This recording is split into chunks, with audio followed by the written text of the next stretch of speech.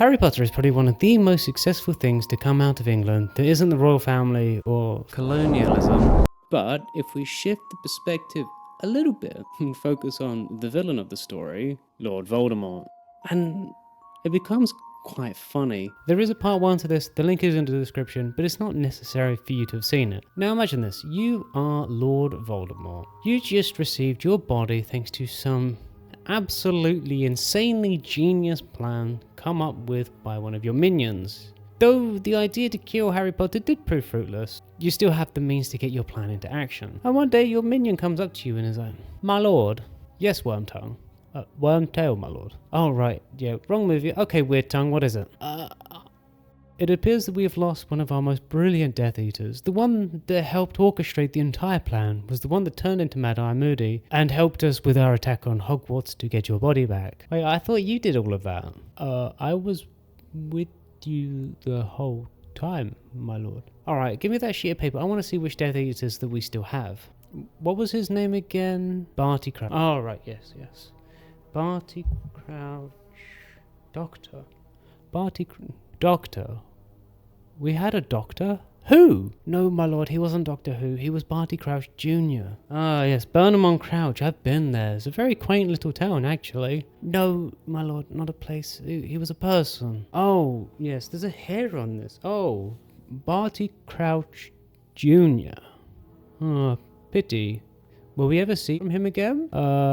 It appears that he got taken by a Dementor." "Oh, he got sucked off by a Dementor. Oh no. So we won't hear from him again?" No, my lord, he's gone."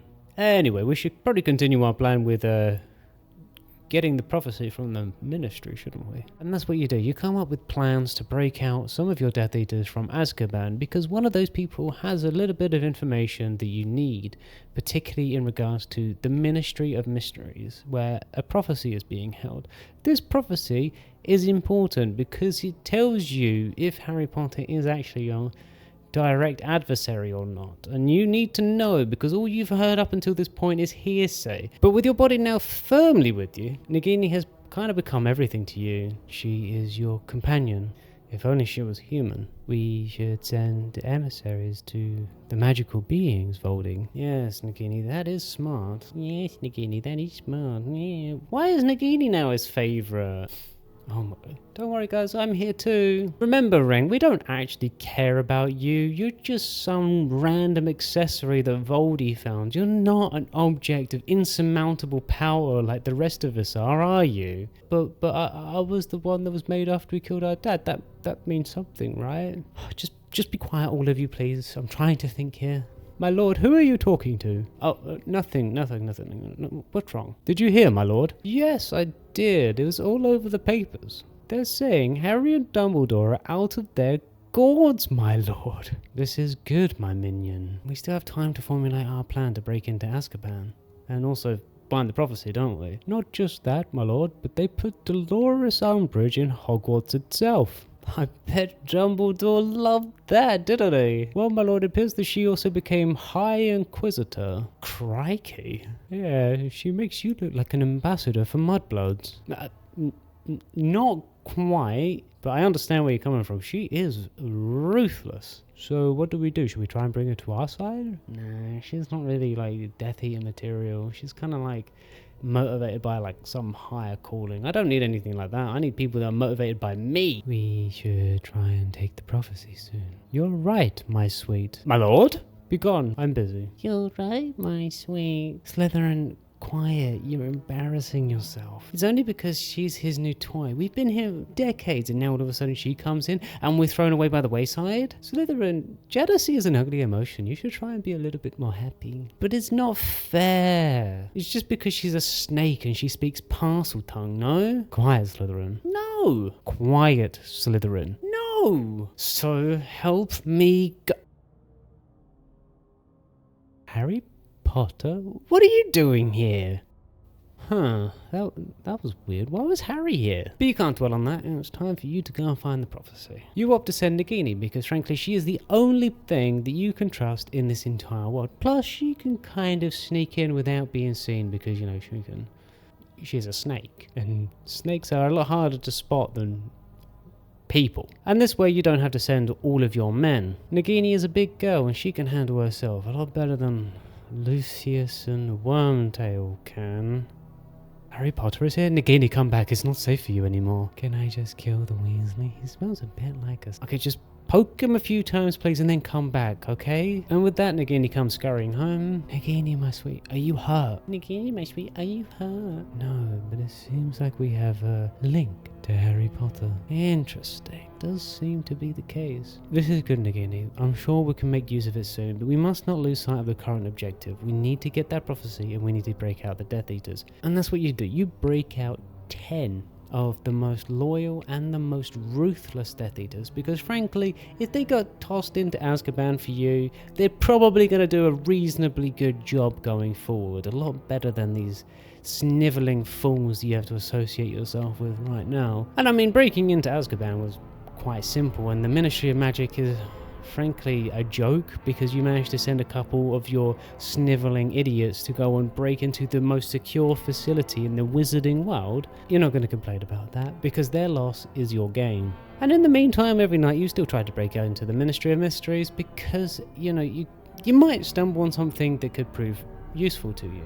But every night you feel the prickle of Harry Potter in the back of your head. And it's a bit like an itch on your bum crack that you just cannot reach no matter how hard you try. My lord, did you hear that the Ministry of Magic is blaming Sirius Black for the Azkaban incident? People only see what they want to see, my snivelling idiot. I did have a sneaking suspicion that once we broke some people free of Azkaban, we might have been exposed, but clearly I overestimated the Ministry of Morons. My lord, I have a guest for you.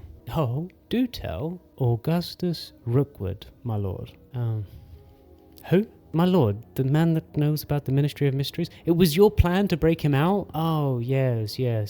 Oh, is this another one of those forged trails? Just like that Ben Brode guy? No, my lord, he was a famous lead developer of a card game. You're thinking of Bode and also Avery. He was the one that gave us back. Anyway, Rookwood is here. Well, hello, Mr. Rookwood.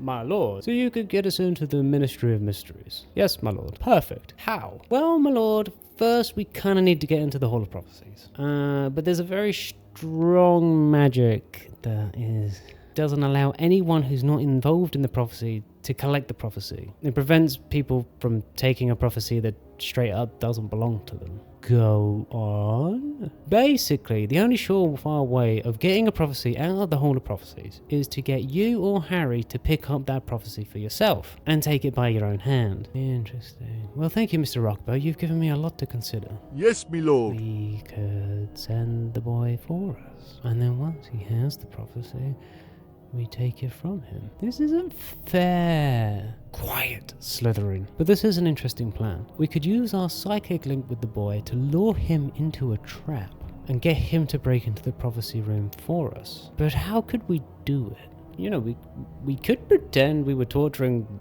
Sirius Black. Genius, Ravenclaw. Pure genius. Genius, Ravenclaw.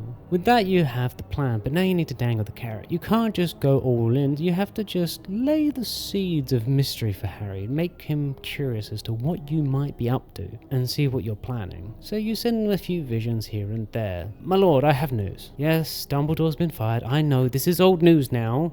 Oh, my lord, you knew? Well, everyone with half a brain knew. Has been circulating the wizarding world for the last day. Why are you so slow? But this isn't good news necessarily. Having a Puritan heading Hogwarts is very much in line with what you want to happen in the future, but having Dumbledore not in Hogwarts means that you don't know where he is. It's a lot easier to keep tabs on him if he's in one place. Now he's in the wind. Now he could turn up at any moment and save the day. That's a terrifying prospect, because he's still probably one of the most terrifying wizards in the wizarding world, despite being twice your age. But whatever, you still think it's time for the last step of your plan, and you roll with the punches. There's still a good opportunity to continue on. And you figure the best time to do this is during the students' hours, because you know, timing is everything, and distracting kids from their end of year exams is kind of a professional courtesy that you can extend to them. So you send Harry the vision of Sirius being tortured, and he takes that bait like a catfish to a redneck's arm. The next thing you know, you catch a whiff of him in the Hall of Prophecy, and like a snake you get to work slowly tightening the noose on Harry Potter, positioning you and your Death Eaters for when you're ready to take the prophecy.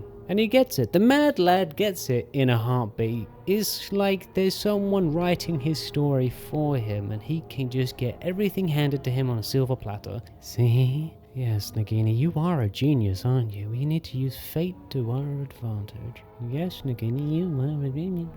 Slytherin, what's wrong with you? Are you not happy? We're about to win. Off. Your Death Eaters get to work to prevent these crotch goblins from escaping. And for some inexplicable reason, Lucius does decide to try and reason with Harry. What do you mean, sir? It's school kids. What are you afraid of? You are literally Death Eaters. Just kill them all and take the prophecy. Voldy, yes, Hufflepuff? You did tell them specifically not to kill them. I did? No wonder I sent Lucius in charge. He couldn't even kill a plastic bag. Okay, now it all makes sense, doesn't it? Watch him fail. He's gonna fail this. You can tell him. You can just see it now. And you watch as Harry and his box of rejects stupefy your Death Eaters and manage to run away. And the worst part is, it's working. Your Death Eaters, armed with the most powerful magics in the wizarding world, are getting their asses beat by a bunch of school kids using Stupefy. They might as well have been using Wingardium Leviosa. It's outrageous. But somehow your Death Eaters get the upper hand and you feel a slight inkling of joy.